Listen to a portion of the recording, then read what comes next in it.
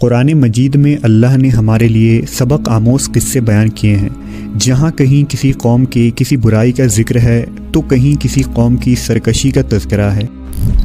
ان اقوام پر آنے والے خوفناک عذاب اور ان کے انجام سے نہ صرف قریش مکہ بلکہ اہل کتاب اور اس زمانے کے لوگوں کو ڈرایا گیا ہے، یہاں تک کہ یہ دنیا میں آنے والے تمام انسانوں کے لیے نصیحت ہے۔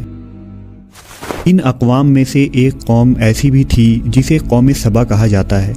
تاریخ کے مطابق سبا جنوبی عرب کے ایک بہت بڑی قوم کا نام تھا۔ قدیم زمانے سے ہی پوری دنیا میں عرب کے اس قوم کو کافی شہرت حاصل تھی۔ 2500 سال قبل از مسیح کے اسوریا اور بابل کے کتبے میں اس قوم کا ذکر ملتا ہے، جنہیں ساہوم کہا گیا ہے۔ اسی طرح بائبل کے کتاب یرمیہ میں بھی اس قوم کا ذکر آیا ہے۔ تاریخ کو کھنگالنے سے یہ معلوم ہوتا ہے کہ اسلام کے ظہور سے پہلے جزیرہ عرب میں بسنے والے اقوام کو مورخین 3 طبقوں میں تقسیم کرتے ہیں، جو کہ عرب بائدہ، عرب عاربہ اور عرب مستعربہ کہلاتے ہیں۔ بہرحال قوم سبا کا تعلق عربوں کے دوسرے طبقے یعنی عرب عاربہ سے تھا۔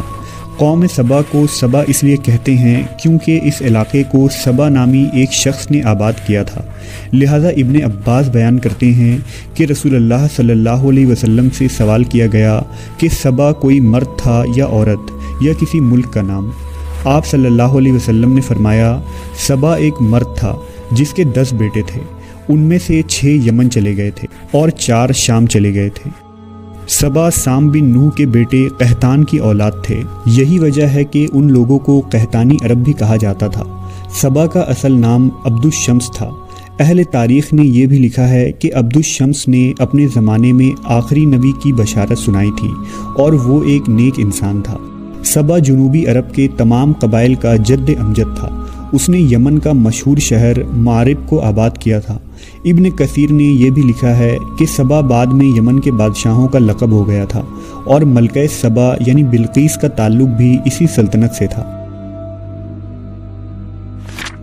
قوم سبا کی سلطنتیں ایک زمانے میں اتنی طاقتور ہو گئی تھی کہ مصر، شام، ایران اور ہند تک کے علاقے تک پھیل گئے، جہاں کے کھنڈرات میں ان کے نشانات اب بھی موجود ہیں۔ قوم سبا کا عروج کا زمانہ 1100 قبل از مسیح ہے۔ جب داؤد اور سلیمان علیہ السلام کی حکومت آئی تو یہ قوم ایک مالدار قوم کی حیثیت سے مشہور ہو چکی تھی۔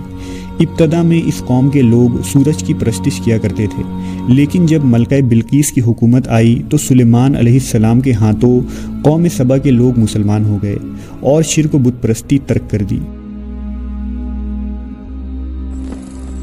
امام ابن کثیر لکھتے ہیں کہ قوم سبا کے علاقے میں معرب نامی ایک شہر تھا۔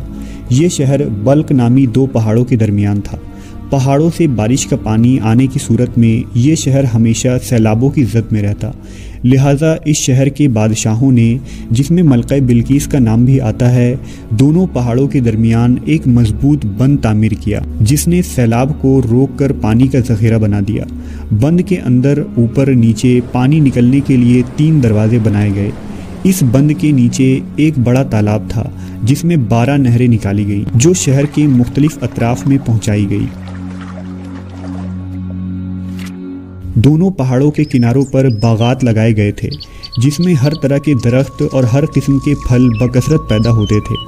کہتے ہیں کہ قدرت کی فراوانی اس قدر تھی کہ ایک عورت سر پر ٹوکری لے کر چلتی تو درختوں سے ٹوٹ کر گرنے والے پھلوں سے وہ ٹوکری خود بخود بھر جاتی۔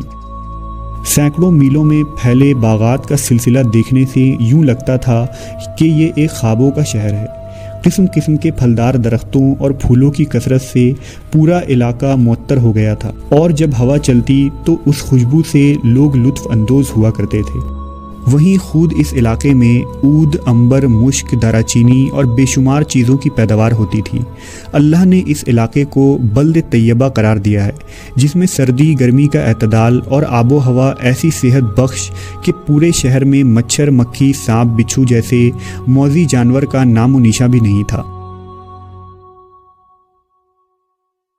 کہتے ہیں کہ ملکہ بلقیس سے سلیمان علیہ السلام کا رشتہ ہو جانے کے بعد قوم سبا ایک لمبے عرصے تک توحید پر گامزن رہی، مگر بعد میں انہوں نے بغاوت اور سرکشی شروع کر دی۔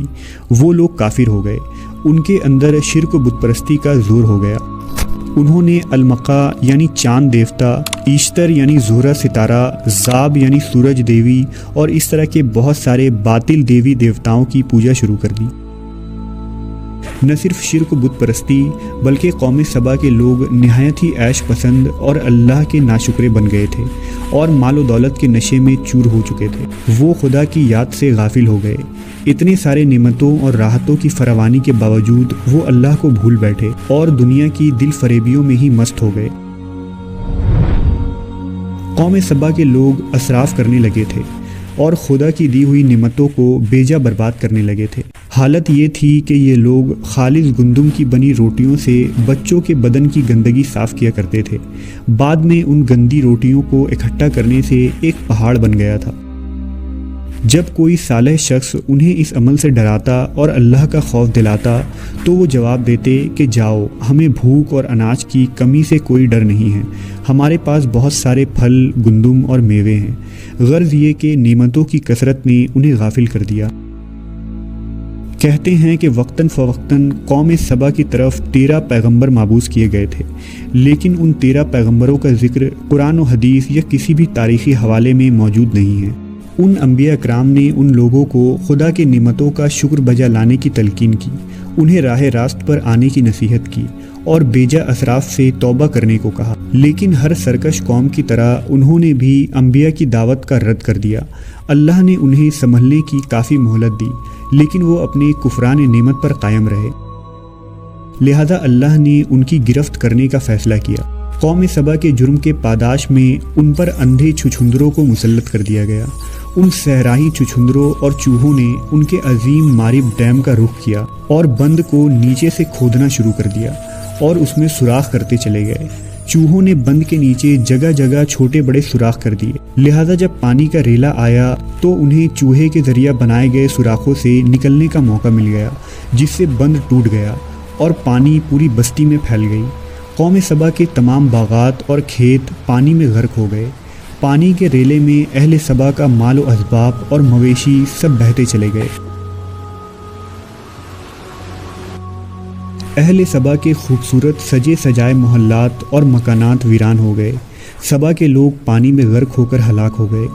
مورخین لکھتے ہیں کہ سبا کے کچھ لوگ بھاگ کر عرب کے وسط میں یثرب چلے گئے۔ یہ قبیلہ اوس و خزرج تھا، جنہوں نے بعد میں مدینہ شہر کو آباد کیا اور ان کا جد امجد عمرو بن عامر نامی شخص تھا۔ نعمتوں کی کثرت نے قوم سبا کو شکر بجا لانے کے بجائے سرمست اور خدا کی یاد سے غافل کر دیا تھا، جس کے نتیجے میں انہیں تباہ کر ڈالا گیا۔ یہ سزا ان کے اپنے ہی اعمال کا بدلہ تھا جو انہوں نے کیے تھے۔ اس طرح اللہ کے غضب نے اس قوم کو انتہائی عروج سے گرا کر اس گڈھے میں پھینک دیا جہاں سے پھر کوئی مغلوب قوم کبھی کھڑی نہیں ہو سکتی۔